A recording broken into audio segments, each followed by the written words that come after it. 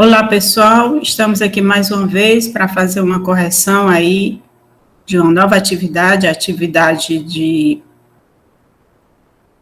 referente ao reino protista, atividade 4. E a gente vai começar agora, nesse momento, falando sobre algumas questões que foram novidades em termos de conteúdo, que a gente colocou aqui na atividade como um acréscimo para o conteúdo do reino protista, certo? Então, vamos começar aqui com a questão 1. No caso, ela traz aí, um novo conteúdo que se refere à questão do vacúolo contrátil, cuja função seria o quê? A priori, estaria presente nos gêneros das amebas, no caso, nas espécies das amebas, essa estrutura, e tem como finalidade o quê? Como a gente está tratando de organismos aquáticos de vida livre, no caso, a gente sempre observa que tem lá no primeiro ano um processo chamado osmose. E na osmose, a gente sabe que é a movimentação da água para dentro ou para fora, no caso das estruturas celulares. Então, aqui o organismo, apresenta uma estrutura que ele mantém o seu equilíbrio osmótico, regularmente funcionando, colocando o excesso de água que adentra por osmose na célula para fora. Por que ele tinha que ter esse mecanismo? Para, no caso, evitar danos às células, porque ele vive no ambiente aquático de água doce, então a água tende sempre a entrar na célula, e para que ele não venha a ter um rompimento, no caso das células, e chegar a morrer, ele desenvolveu mecanismos de controle do excesso de água no interior da célula. Então, para que serve vacúolo contrátil? Ele tem esse nome, vocês podem encontrar também como pulsátil. No caso, ele fica sempre colocando o excesso de água para fora da célula. E é um serviço constante, dado o meio que o organismo está inserido, certo? Então, a resposta seria a letra A, ok? Vamos comentar um pouquinho por que não seria locomoção. Porque a gente aprendeu que as amebas, lá do grupamento dos rizópodas, eles se movimentam a partir de projeções citoplasmáticas, junto com a membrana, tá? E fazem o prolongamento de algumas estruturas que são chamadas de pseudópodes. Então, vacúolo contrátil não é para locomoção, certo? No grupamento das amebas, eles fazem isso por pseudópodes. Não participa também do processo digestivo de microcrustáceos, aqui está falando, porque a gente observa que o grupamento das amebas usa os pseudópodes também para fazer o processo de captura, e no caso, formação de pequenas bolsas membranosas, nós vimos lá, no processo chamado fagocitose, tá? Para se alimentar. Então, na realidade, não é através da estrutura vacúolo contrátil, certo? Eles vão fazer o processo todo de fagocitose, trazendo para si, através dos pseudópodes, as partículas que eles querem englobar. Faz parte aí na letra dele, está falando da absorção de água? Também não, certo?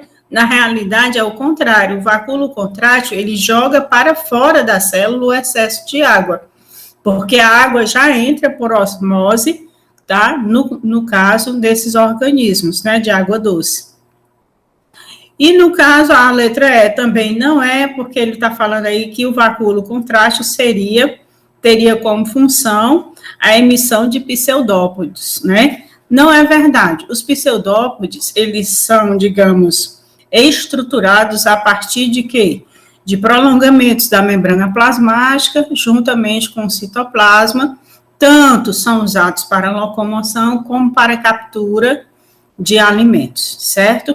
Então, a resposta correta é o item A, é a eliminação do excesso de água, ou seja, o vacúolo contrátil, ele é utilizado para a osmorregulação, no caso, né, da ameba proteus, tá? Que a gente tem aqui.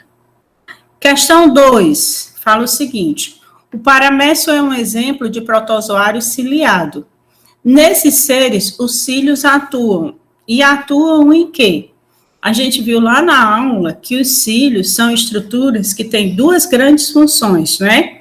Uma seria a locomoção desses organismos e a segunda seria a captura de alimentos. Então, a resposta correta seria a letra C.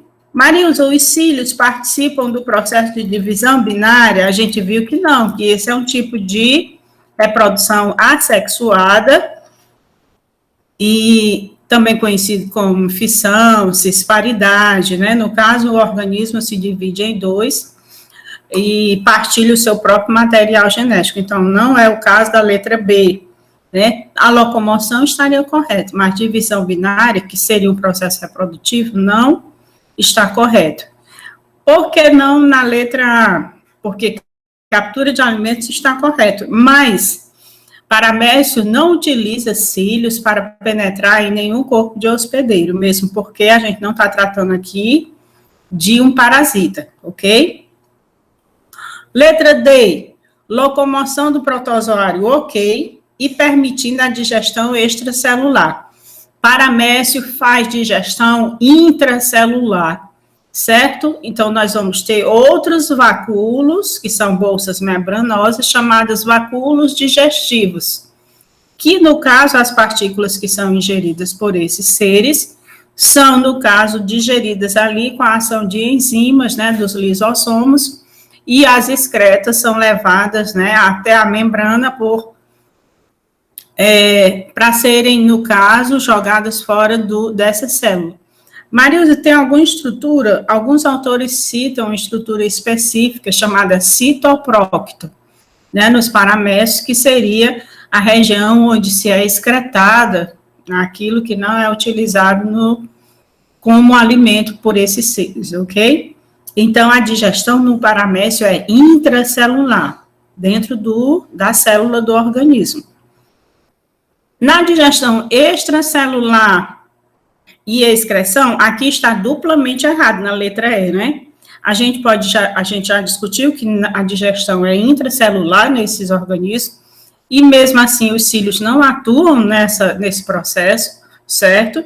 E a excreção a gente acabou de citar para vocês, que é feita, tá?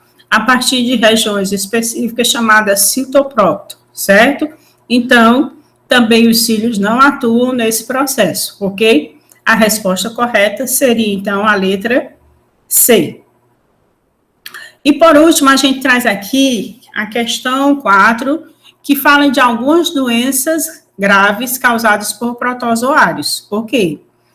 Como a doença de Chagas, certo? Isso está correto. Que é causada pelo quê? Né? Marilza, qual seria o agente etiológico dessa doença, né? No caso, seria o Trypanosoma cruzi. Então, a resposta seria a letra A.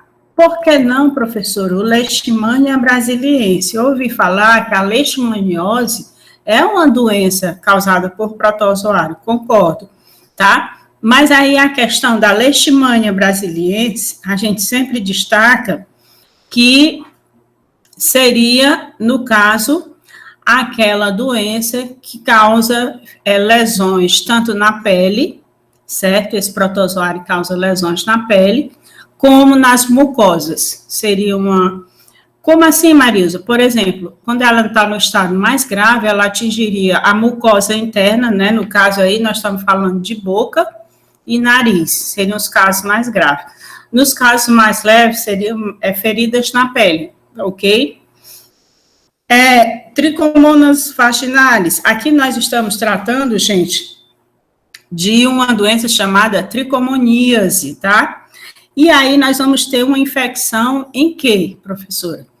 Nós vamos ter infecção na região das genitálias, tá? No caso das meninas, vagina, ou na região genital dos rapazes.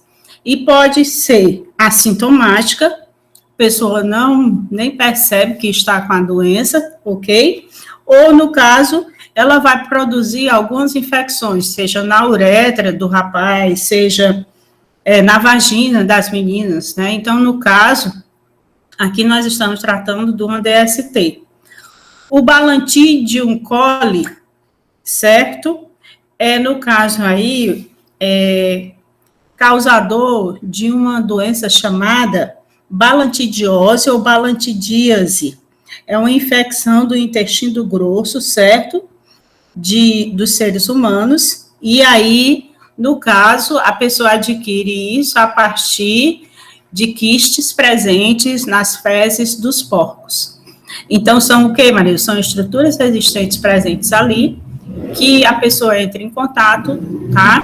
E adquire, no caso, essa doença. Então, a balantidíase não é no caso, tá? No caso aqui, o Balantidium coli não é o responsável, pela doença de Chagas. Ele é responsável por uma doença chamada balantidíase. E a pneumocistis carinii, o que seria isso? Seria um fungo, uma espécie de, como vocês conhecem, como mofo. É um fungo que ataca, no caso, ele é oportunista, ataca pessoas que estão com a imunidade baixa, principalmente pessoas que já têm aí, por exemplo, vírus, como o do HIV, que estão com a imunidade muito baixa, desenvolve esse tipo de pneumonia. É uma pneumonia que esse fungo causa, certo? No caso aí, ele não causa a doença de Chagas, certo?